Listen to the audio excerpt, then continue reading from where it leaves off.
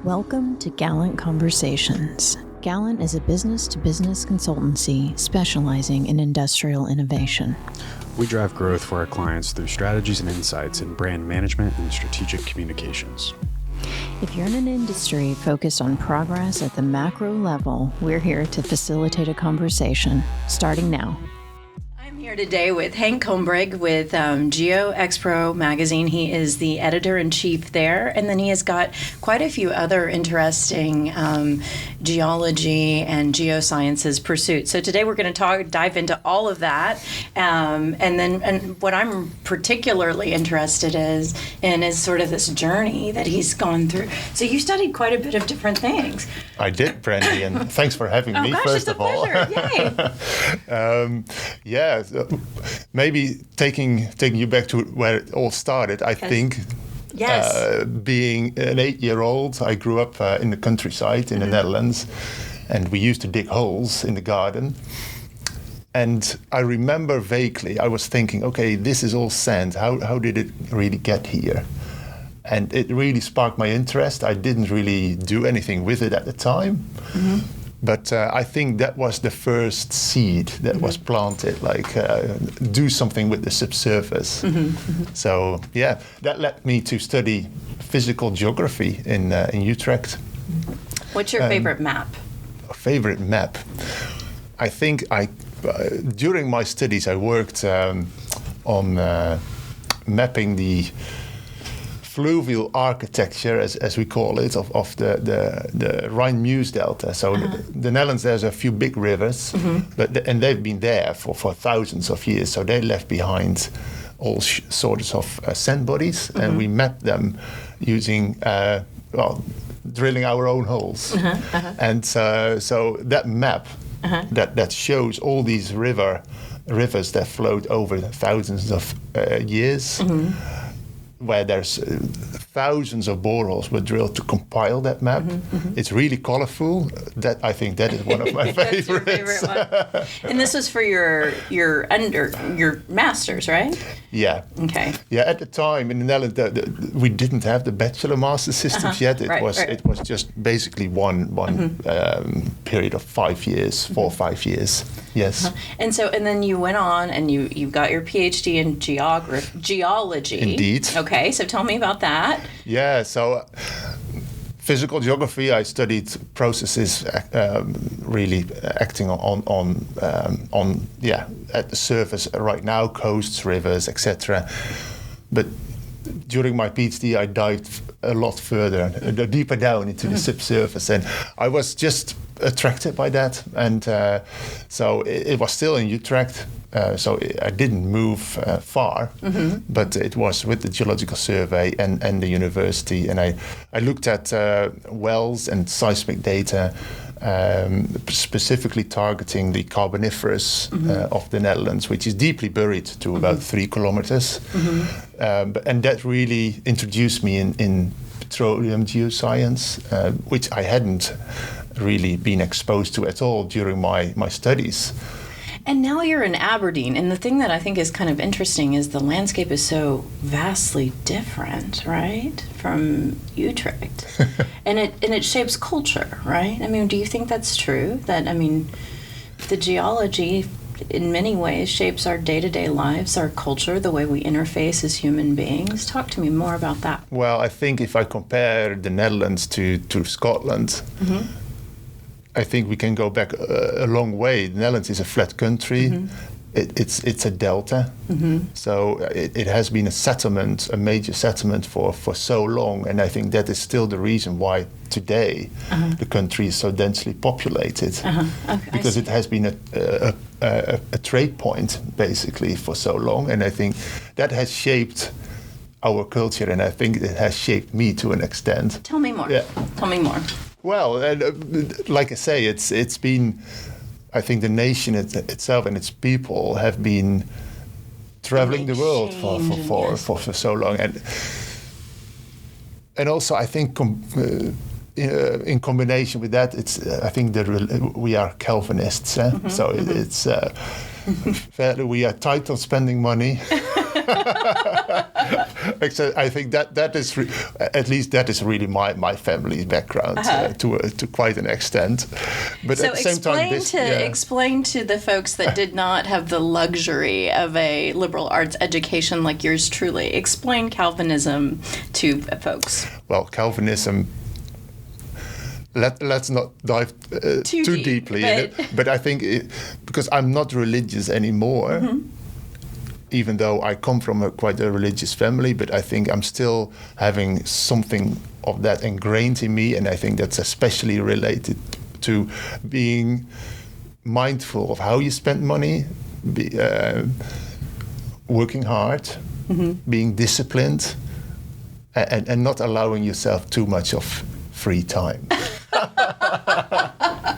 But the undercurrent of Calvinism is sort of like that divine providence, right? Yeah, but that is not really what I practice in daily life. But this idea that basically you like what your outcomes are set forth. You've got this. Yeah. So it's this idea that you've got this much allocated, this plan dictated, and so forth, and so you have to maximize that piece, right?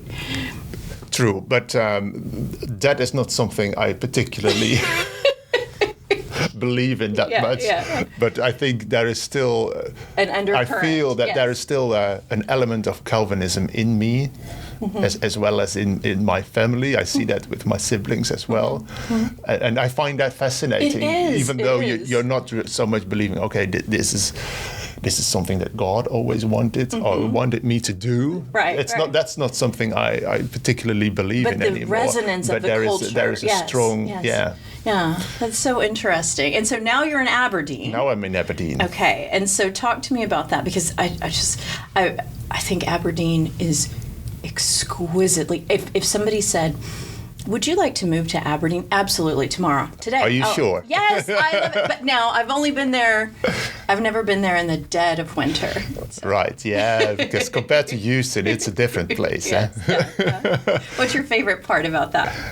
Well, Aberdeen is well, I moved there 13 years ago, so it tells something, right? Yes. What I particularly like about Aberdeen is, if you compare it to the Netherlands, it's more laid back. It's quiet. We can go to the beach very easily, 5 minutes. You can always park the car. It's those little things that make a difference. Your quality of life. It's a quality of life, and we've got all we need. We've got two little boys. They go to school, 10 minutes walk, very easy going, and it's good schools. So, yeah. Well, and it's not a bad place to be in the G&G game, because there's so much technology there, and I mean, it really is one of those places that truly has contributed to, knowledge. Yeah, and that's why I moved there in the first place, because so I had been in Utrecht for 13 years, so I thought, well, it's time for a change now. So it became Aberdeen, and because of the oil and gas industry, so I joined Total at the time. Yeah, and for that very reason, I joined the research department, actually trying to develop technology to better map the subsurface. So that was it was basically, if you go back, look back at it, it was the technology that brought you there. Brought me there. Yeah. And so tell me a little bit about kind of what day-to-day looks like. I mean, you're running a publication that is primarily print. I say this to everybody. It's my favorite magazine because it's so good at delivering something of extreme fascination for anybody that is interested in subsurface, whether they be, a brilliant geophysicist or somebody like me that just likes to pick up rocks and put them in their pocket. And you're going to be able to pick it up. You can read it. It's fascinating. It's wonderful. Where do you see the future of media? Especially B2B. I mean, this is such a niche. You know what, Brandy? Maybe it sounds silly, and maybe it's not the answer you would expect. But I am not too worried about that, and I don't think about the future too much. Because, why?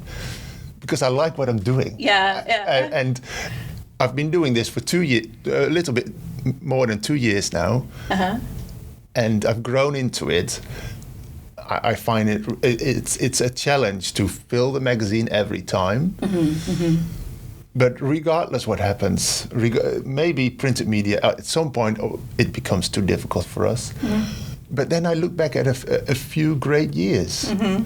So in that sense, I'm not too concerned what is the future of printed media, because if at some point we have to decide, okay, that was it. Well, that was it.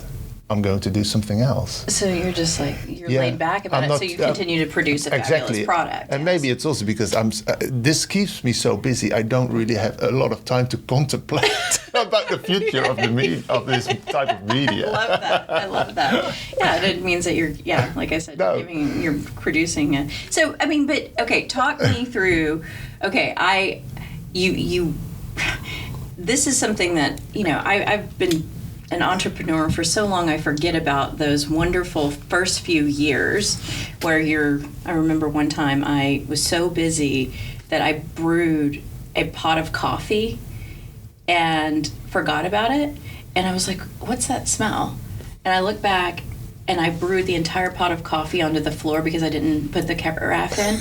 And I did it again. I did it 2 times in a row because I was trying to build a huge website. And tell people, like, do you think that entrepreneurship is over glamorized or under glamorized or fabulous or both or what? Tell me, because you're now, after spending time at Total, in a consulting firm, and academia, and now you're an entrepreneur. Yes. It's something else. It's something else, Brandy, and I love it. Good. I had a mentor during my consultancy days in Aberdeen. I spent 6 years there in a consultancy firm. I had a kind of mentor. He passed away, unfortunately, and he always told me, when you reach the age of 40, that's the perfect time to go independent. Because he did that, and he looked back at it always with fun. Why 40? Well, his thinking was, at the age of 40, you've got a bit of a network, and you've got some experience, and it's the two combined that really, for him, that was a great starting point, and I experienced that. Are you 40? I'm 44. Oh my gosh! I'm quite old, actually. I'm not the young kind of 18 or 25 type guy. I thought you were a baby. Okay. No, Brandy. I've got some years behind me already. Well, because I jumped in this into this adventure when I was, I think, 30, 31. Oh, wow. So, you started way earlier. A lot earlier. Yeah. But I had already, spent almost 10 years in corporate, and it was day and night. So you're thinking this is it, like you love it. What?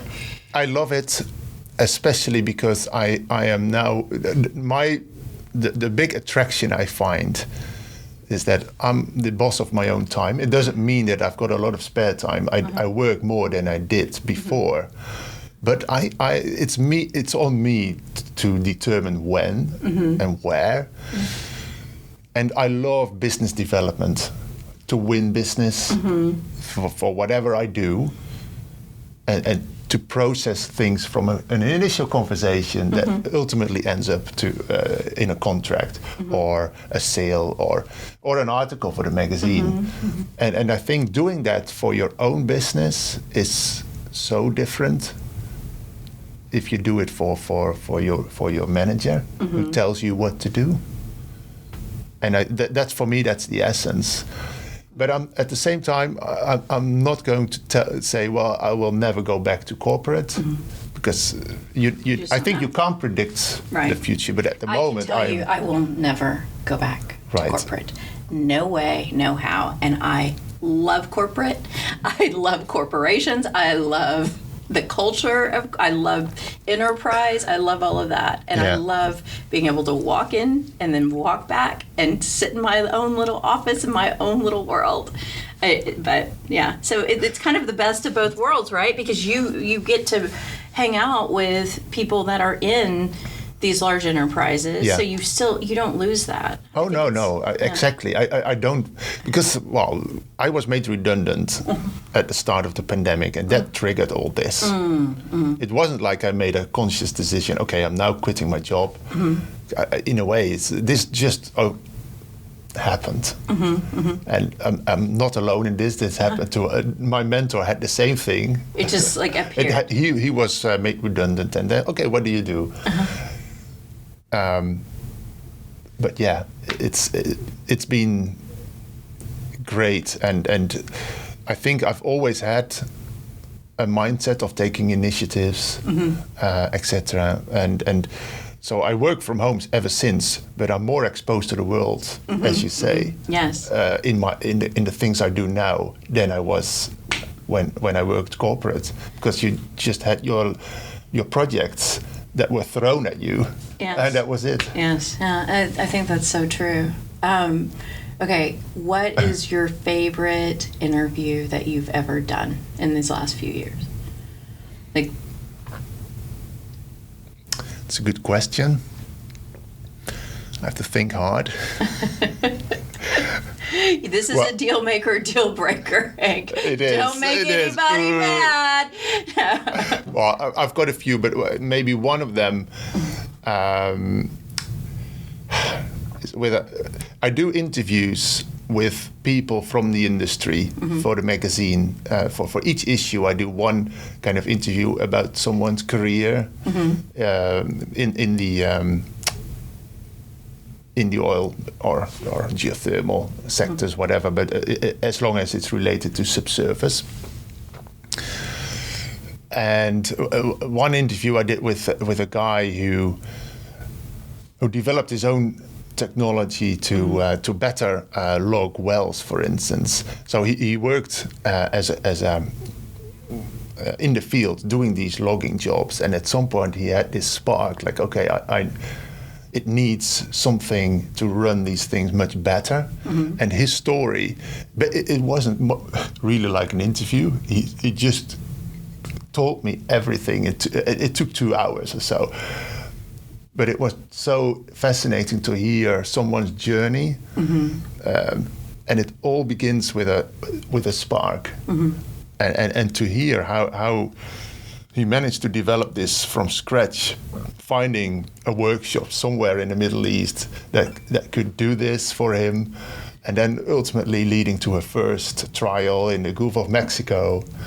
That these things, Brandy, are so. What is this? It's a well logging efficiency drive. What is it?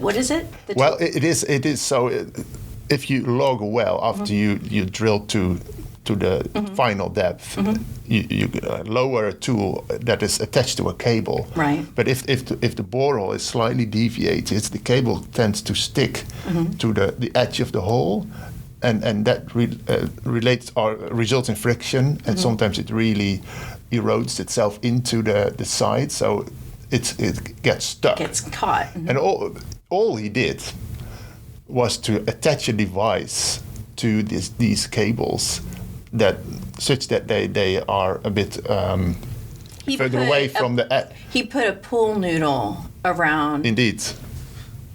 So, and but it took years. He put a pool noodle. I should have been an engineer. There you go. Cheers. Cheers, Brandy. Pool noodles.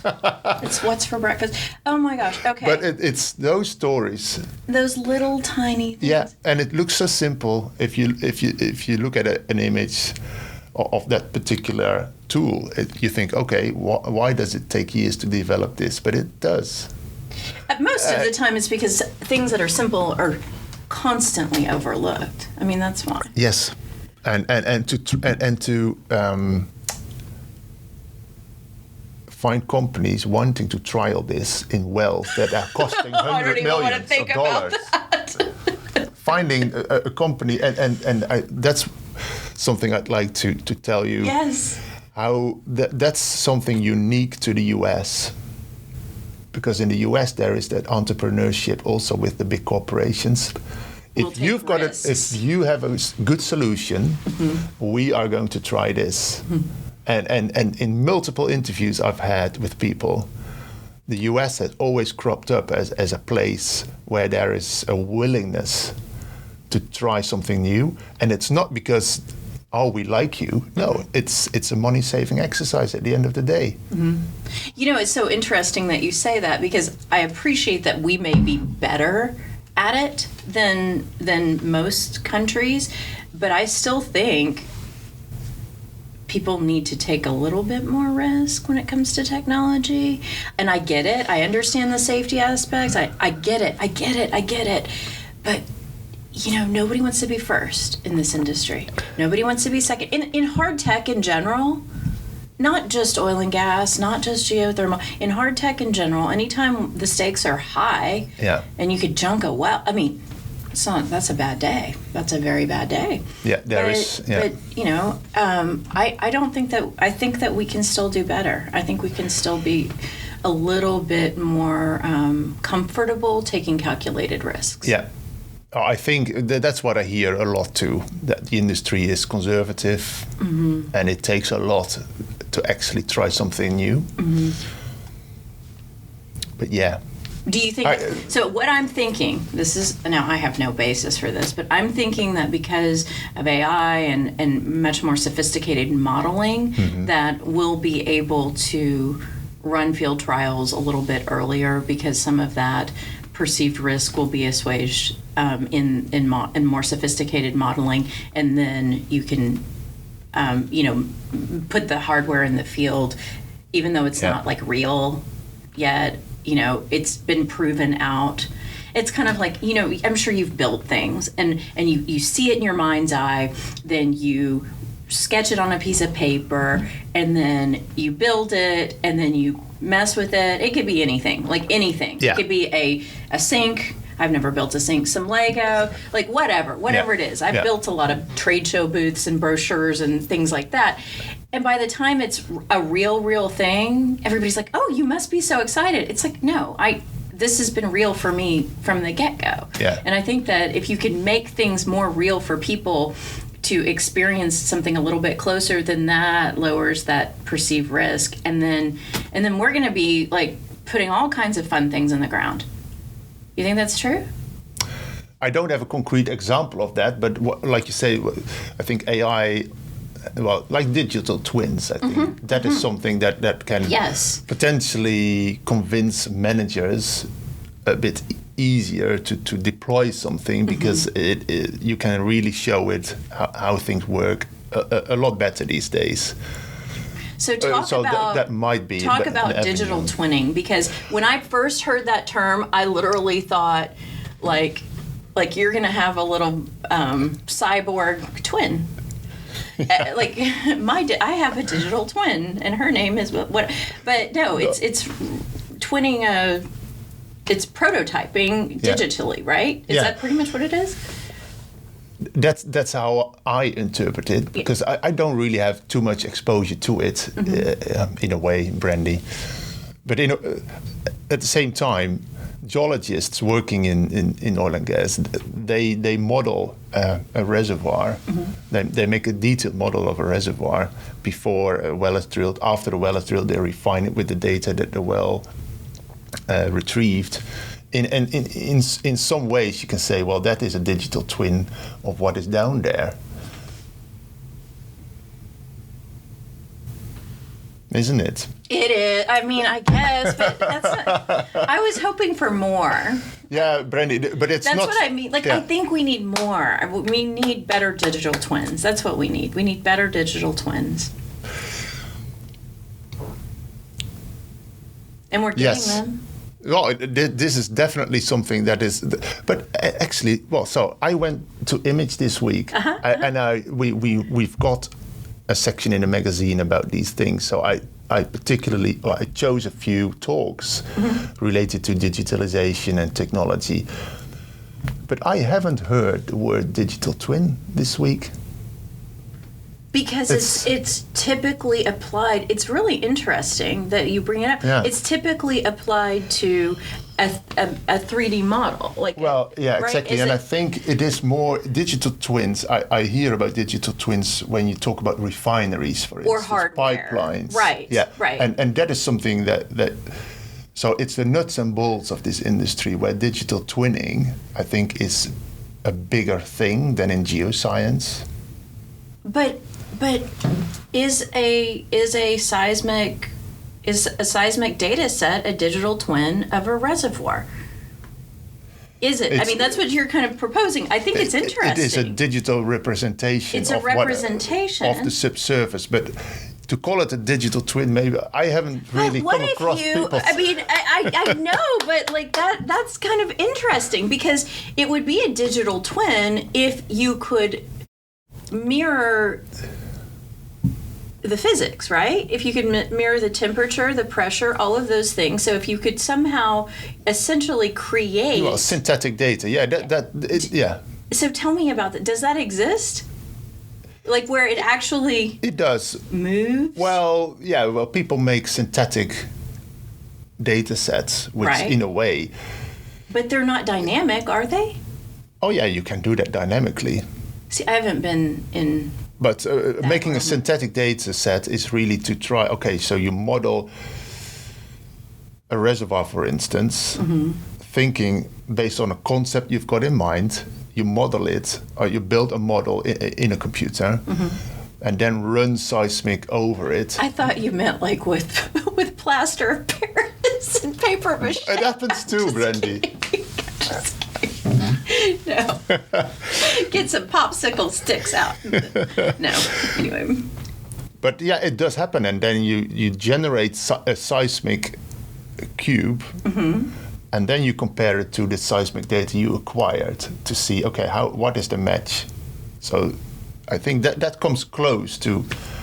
It's a digital twin. Digital twinning, indeed. Oh my gosh. But I must say... You have automatically made the seismic industry sexier.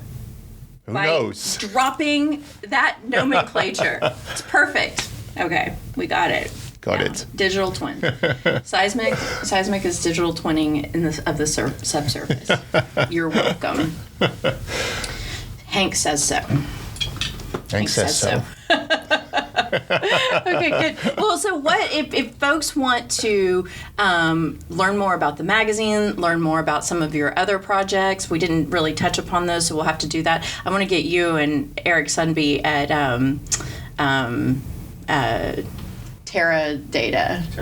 TerraSpace. Oh my gosh. Eric, do not kill me. TerraSpace together. Because y'all have some things to talk about there. But how do people get a hold of you? LinkedIn. Spell your name. Henk, Henk. E-N-K, not Hank. Not Hank. Yeah. Indeed. Not, yeah. Hank Williams, no. Henk. No. Okay. Henk, yeah. Okay. And my surname is Kombrink. Kombrink. And what kind of stories are you interested in? I am interested in any story, and it has to be a nice story about something unexpected happening whilst drilling a well, acquiring seismic, and in the discovery, but also with a human spin on it, because I think the magazine is not only about, okay, this is fancy, look at this technology. I always try to blend it with a personal experience, because that is what people are always, I think, interested in reading, if it relates to someone experiencing something or doing something. But it's really, broad in that sense. But I strongly believe everybody working in geoscience, in geothermal, in oil and gas, or in the service industry, has a story to tell. But it's my challenge to distill that, because I think a lot of people say, "Oh, this is just what I do. It's my everyday job. It's what is special about this?" Yeah. That's what I encounter a lot. But it's my challenge to kind of draw them out, remind them of why. Yeah, but and I did that. I put that in my LinkedIn profile. I'm always on the hunt for good subsurface stories, but there's not many people getting in touch. Get in touch, people. Yeah, of course, great. But to me, in my experience, it's really the conversations at conferences where you meet people, and it's so often just something that people say by the by that sparks my interest, and that leads to something that becomes an article. That's awesome.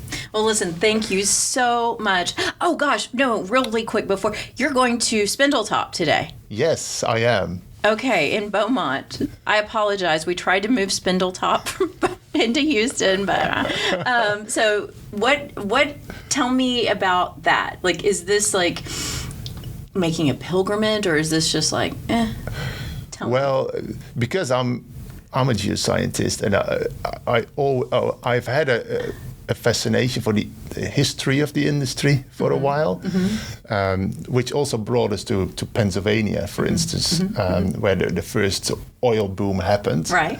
That's more than 10 years ago now.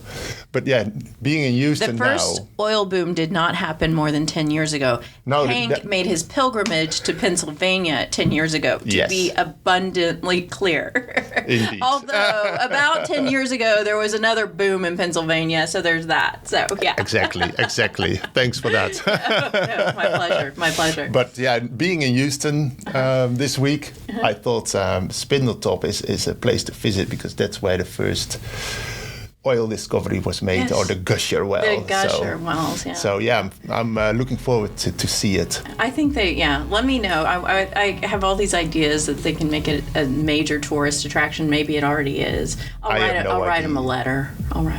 Good. Okay. All right. Thank you so much. All right. Thanks for having me, It was great Brandy. having you. Okay. Thanks for joining this conversation with Gallant. We hope you enjoyed today's episode and gained meaningful insight.